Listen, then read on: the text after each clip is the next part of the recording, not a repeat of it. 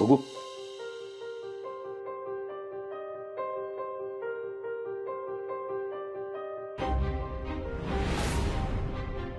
काय झालं रे? काय म्हणतो हा माणूस? तात्या हो आपलं सगळंच गेलं. काय? हा? बयोच्या सह्या आहेत या कागदावर. अहो पण मी केव्हा सह्या केल्या?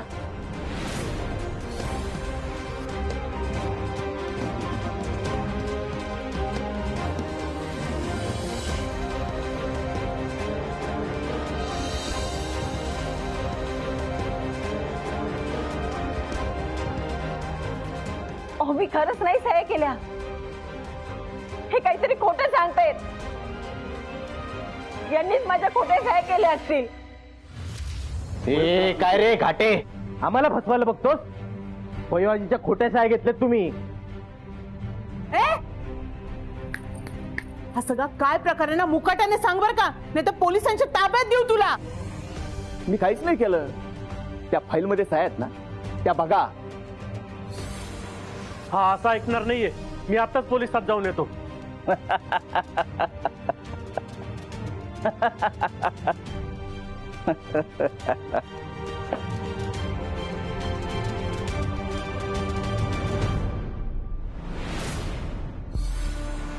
मला वाटलं सगळे देशमुख शिकलेले आहेत.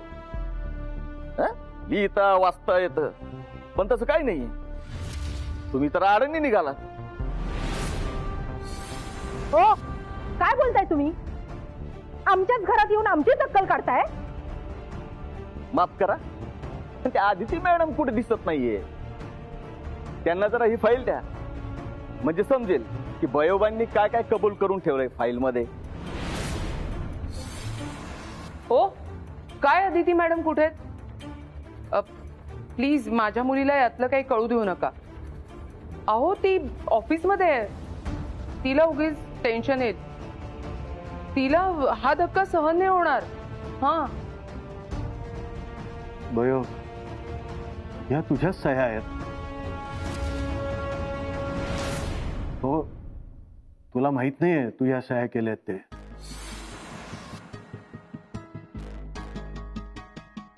घाटे म्हणतायत ते बरोबर आहे.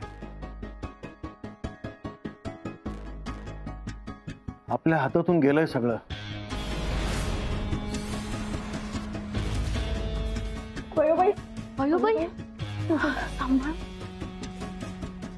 हे बघा, हे तुमचं रातचं घर, शेत जमीन, गोटा, फळबागा, फॅक्टरीची जमीन, हे सगळं आजीबाईंच्या नावावर होतं. ते आता माझ्या मालकीचं झालंय.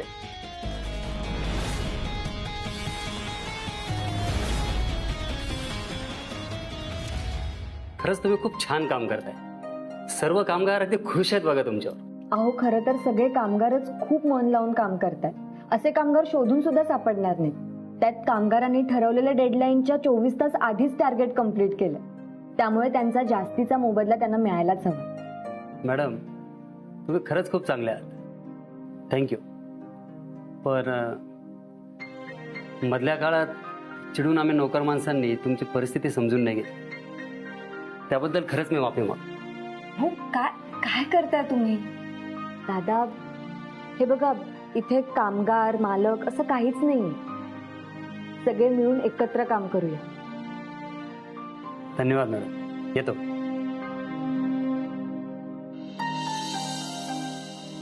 पल्लू काकी चला निघूया.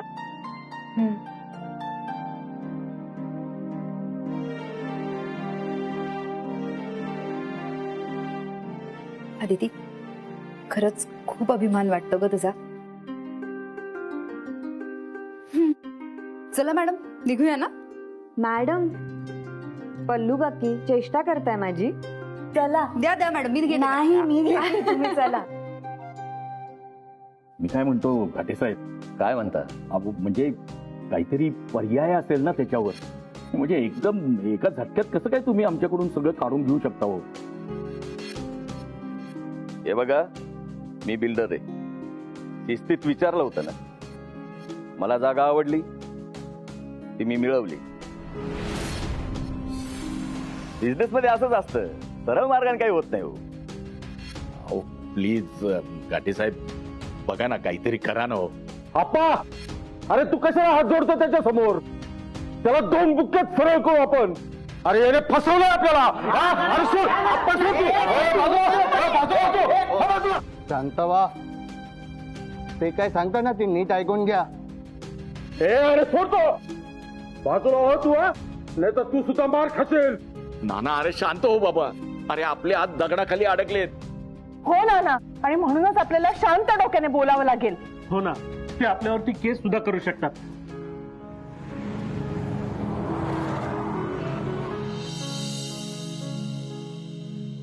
थांबा मॅडम, 1 मिनिट. हा या मॅडम, उतरा.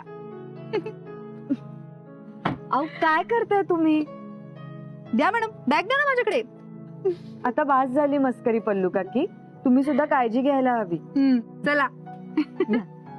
रत्नाकर सोड मला, मी याला सोडित नाही आता. हा तर नाना काकांचा आवाज आहे. चला बघूया. नाना शांत हो. हे बघ, करू काहीतरी आपण. ऐका ना, असं नका करू हो. अरे बघा घाटे साहेब, थोडा वेळ द्या ना आम्हाला. अहो इतकं मोठं कुटुंब आहे आमचं. एका रात्रीत कुठून व्यवस्था करायची? ते तुमचं तुम्ही बघा.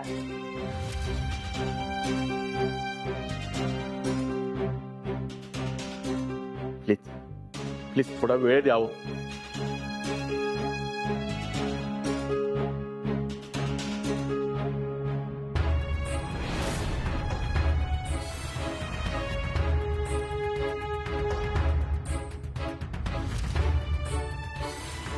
हे बिल्डर घाटे परत का आले तिकडे? का आला तुम्ही परत? ताबडतोब निघा इथनं, ताबडतोब निघा. तुम्हाला एकदा सांगितलं होतं ना, हे घर, हे गोकुळ निवास आम्ही कोणालाही विकणार नाही आहोत. हो, आवाज कमी करा. तुम्ही यांना सांगितलं नाही का मी इथं का आलोय आणि या फाईल मध्ये काय आहे? अरे अहो घाटे, थांबा.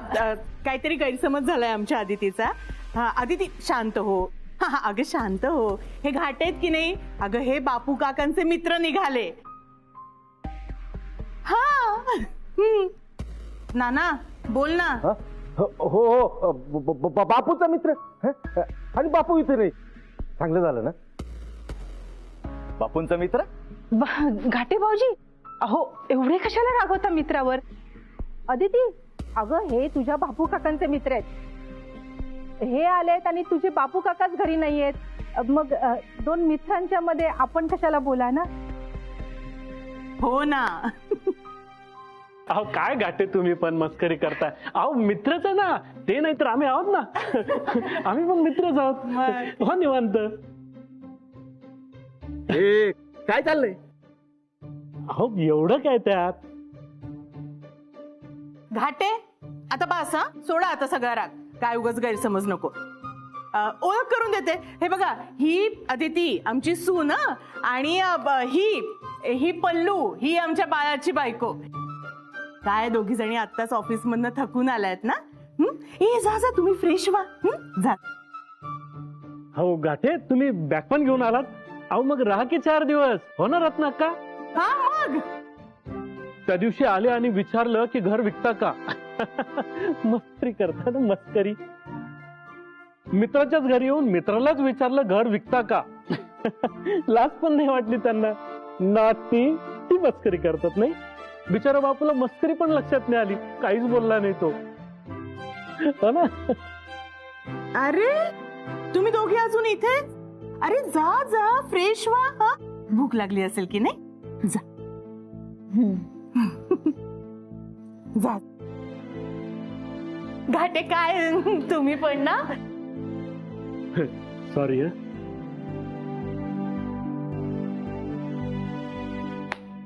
काय नाटकं चालली आहे तुमची? माफ करा,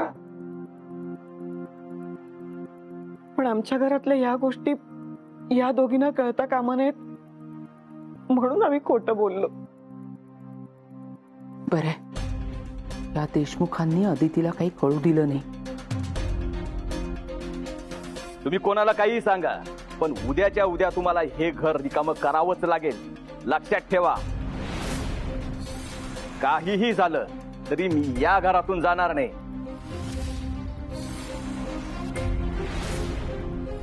बोला, कुठली खोली देत आहे मला? मोठ्या बाई, हो काय करायचं आता? हा जायलाच तयार नाहीये. देशमुख, पर्याय नाहीये तुमच्याकडे. आता हे घर माझं झालंय. खोटं वाटत असेल तर वकिलाला पेपर्स दाखवा, चेक करा, शहानिशा करा. नाही नाही, त्याची काही गरज नाहीये. म्हणजे तुम्ही हुशारच आहात आणि पेपरही बरोबरच असतील. बाळा, यांची व्यवस्था वरच्या गेस्ट रूम मध्ये कर जा. हो, चला.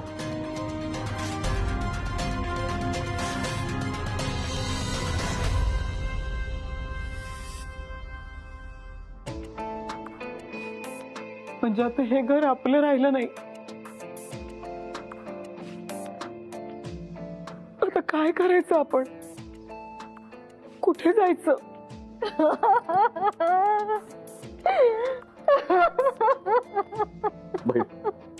भाई तू शांत हो ना ग, नको त्रास करून घेऊ. शांत हो भय. बाई, सावरा स्वतःला. हे बघ, जे काही झालंय त्याच्यात तुझी काहीच चूक नाहीये. मुद्दाम केलंयस का तू हे? या घाटेनं फसवलंय आपल्याला. रत्नाक्का, तो एकटा नसणार या सगळ्या मागे. हो, कारण ते पेपर्स भुयाजीकडे आले कसे आणि परत त्याच्याकडे कसे गेले? नक्की कोणीतरी त्याला मदत करतंय. या देशमुखांना संशय आलाय, पण त्यांना कळायला नकोय की यामागे आम्ही आहोत. तुम्हाला सगळ्यांना भूक लागली असेल ना? मी पटकन काहीतरी खायला बनवून आणते. हा,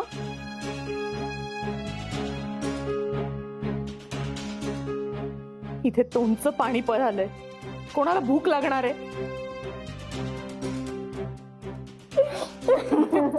बयो बाई,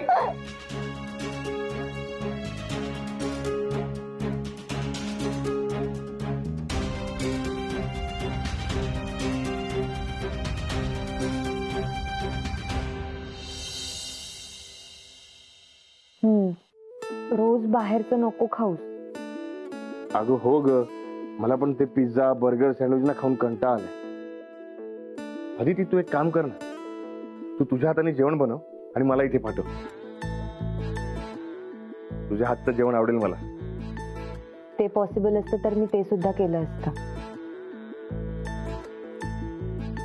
सेठ, काळजी घ्या. तू पण. हो. बरं, मला सांग, घरी कसे आहेत सगळे? सगळे मस्त आहेत. बापू काकांचे मित्र आलेत राहायला आणि बापू काकाच नाही आहेत घरी. बापू काकाचा मित्र कोण ग? बिल्डर घाटे म्हणून आहेत. बापू काकाचा मित्र?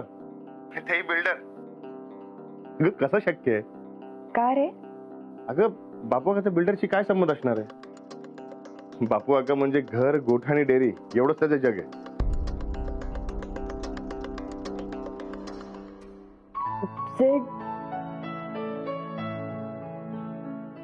मी नंतर बोलते तुझ्याशी.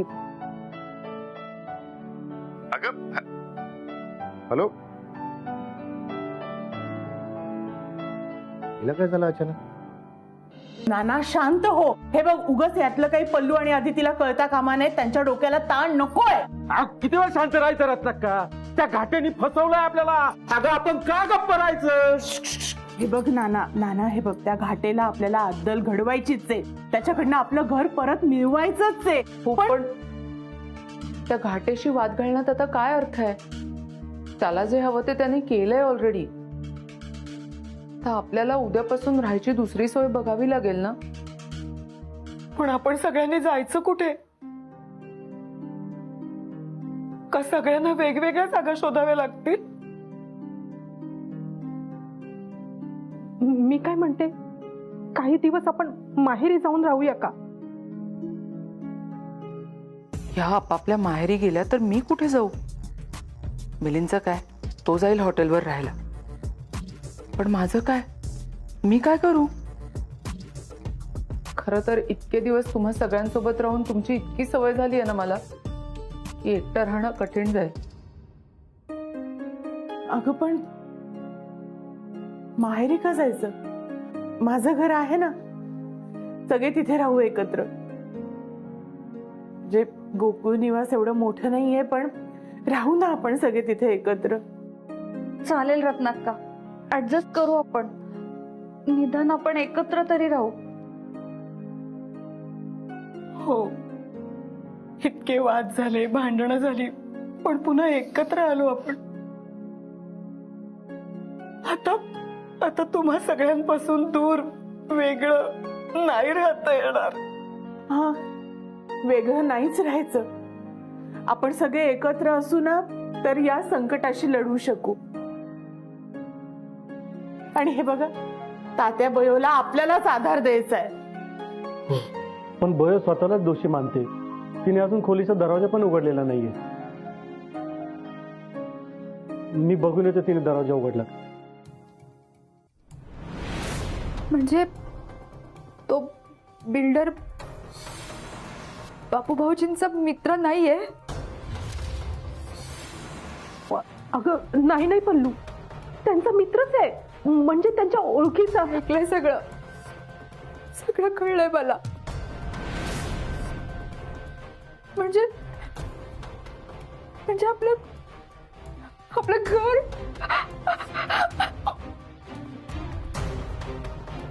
पल्लू प्लीज शांत हो. अगं सध्या तरी आपल्याकडे दुसरा पर्याय नाहीये. प्लीज.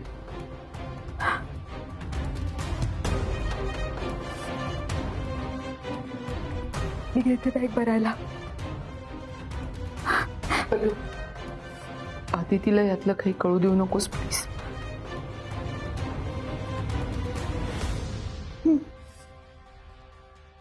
पल्लू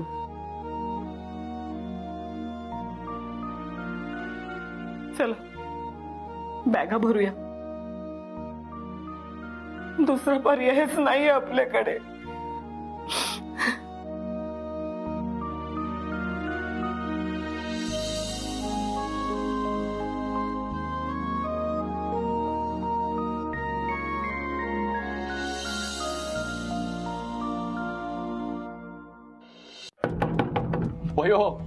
बयो अगं दार उघड ना. अगं स्वतःला किती वेळ असं कोंडून ठेवणार आहेस तू? बयो अगं त्या लोकांनी तुझी सही घेऊन तुला फसवलं ग ते. हो बयाजी, तू विचार नको ना करूस. प्लीज बाहेर आहे बयाजी. तूच जर हार मानलीस तर आम्ही कुणाकडे बघायचं ग? तात्या बोला ना. बयो अगं पोरं काय म्हणतात ते बघ. अगं बाहेर ये. हे बघ, जे काय घडलंय ते सुनबाईला आणखीन पल्लूला माहित नाहीये. तू जर अशी हट्ट करून मध्ये बसलीस तर त्या दोघींना कळेल का नाही? त्यांना त्रास होणे असं वाटतंय ना तुला? अगं मग बाहेर ये बयो. झालं तेवढं नुकसान पुरे. आता माझ्याच्यानी जबाबदारी नाही पेलवणार. बयो तू शांत हो. तू आधी आत चल बरं. आत चल तू आधी. चल